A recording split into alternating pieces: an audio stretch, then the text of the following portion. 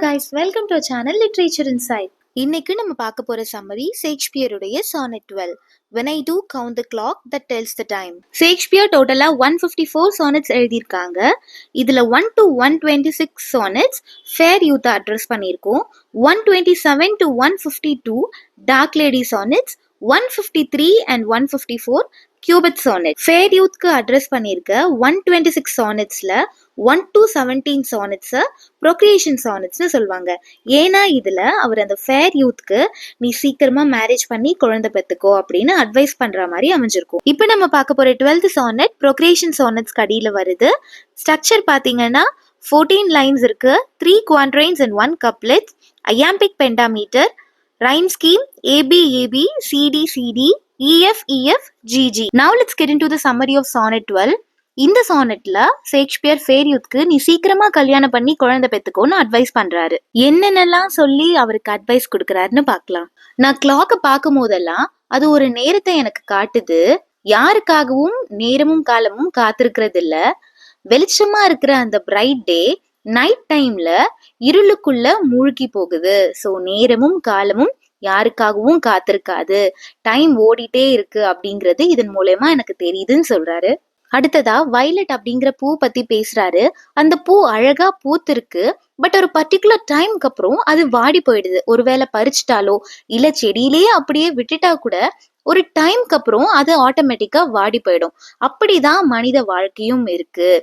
டார்க்கா இருக்கிற முடி எல்லாம் யங் ஏஜுக்கு அப்புறம் சில்வர் மாதிரி ஒயிட்டா ஆயிடுதுன்னு சொல்றாரு. சோ எங்காவே இருக்க மாட்டோம், கண்டிப்பா எல்லாருக்கும் வயசாயிடும் அப்படிங்கறத மென்ஷன் பண்றாரு. நல்ல டாலா செழிப்பா இருந்த மரம் கூட இப்ப இலைகள் எல்லாம் கொட்டி போய் வறண்டு போயிருக்கு. ஒரு காலத்துல கேட்டில்ஸ்க்கு எல்லாம் நிழல் தரக்கூடிய அளவுக்கு நல்லா செழிப்பா கிளைகளோட இருந்த மரம் இப்போ இலைகள் எல்லாம் கொட்டி போய் வறண்டு போயிடுச்சு.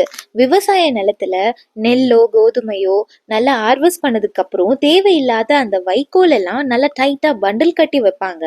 அது கட்டும் போது நல்லா பசுமையா இருக்கும். அது காய காய தாடி எப்படி நல்லா ஸ்டிஃபா அதோட முடி இருக்கோ அந்த மாதிரி காஞ்சு போய் வைக்கோலா மாறிடும் அப்படின்னு சொல்றாரு. சோ அந்த மாதிரி தான் நீயும் எங்கேஜ்ல எல்லாமே நல்லா இருக்கும், பட் டைம் போக போக வயசாக ஆக அதே மாதிரி இருக்காது. எல்லாருக்குமே வயசாகும். ஸோ அதுக்குள்ள நீ சீக்கிரமா மேரேஜ் பண்ணிட்டு இந்த பூமிக்கு உன்னுடைய அடுத்த சந்ததியை கொண்டு வா அப்படின்னு சொல்றாரு. உன்னுடைய அழகும் அப்படிதான். நீ முதிர்ச்சி அடைய அடைய உன்னுடைய அழகு உன்னை விட்டு போயிடும். யாராலையும் நேரத்துக்கிட்ட இருந்து தப்பிக்க முடியாது. காலம் அப்படிங்கிற ஒரு அருவாள் வந்து கண்டிப்பா ஒரு நாள் எல்லாரையும் அறுக்கும். அதாவது டெத்தை சொல்றாரு. கண்டிப்பா எல்லாரும் ஒரு நாள் இறந்துதான் போக போறோம். இறப்பை நோக்கி தான் எல்லாரும் பயணம் பண்றோம். அதுக்குள்ள நீ திருமணம் பண்ணிக்கிட்டு குழந்தைகளை பெத்துக்கோ. ஒரு ட்ரீ வந்துட்டு பேரன் ஆகிறதுக்கு முன்னாடி தான் இறந்து போறதுக்கு முன்னாடி எப்படி கன்றுகளை விட்டுட்டு போதோ அதே மாதிரி இந்த உலகத்துக்கு நீ கல்யாணம் பண்ணிட்டு உன்னுடைய அடுத்த ஜெனரேஷன், அதாவது உன்னுடைய குழந்தைகளை விட்டுட்டு போ அப்படின்னு சொல்றாரு. நீ உனக்கு வாரிசுகளை உருவாக்குறது மூலமா மட்டும்தான் இந்த காலத்தை உன்னால வெல்ல முடியும் அப்படின்னு சொல்லி ஃபேர் யூத்துக்கு சீக்கிரம் மேரேஜ் பண்ணிட்டு குழந்தை பெத்துக்கோ அப்படின்னு அட்வைஸ் பண்ற மாதிரி எழுதி இந்த சானட்டை முடிச்சிருக்காரு. இந்த வீடியோ உங்களுக்கு யூஸ்ஃபுல்லா இருந்ததுன்னா லைக் பண்ணிட்டு சப்ஸ்கிரைப் பண்ணிக்கோங்க. அடுத்த இந்த டாபிக்ல வீடியோ போடலான்னு கமெண்ட் பண்ணுங்க. தேங்க்யூ ஃபார் வாட்சிங்.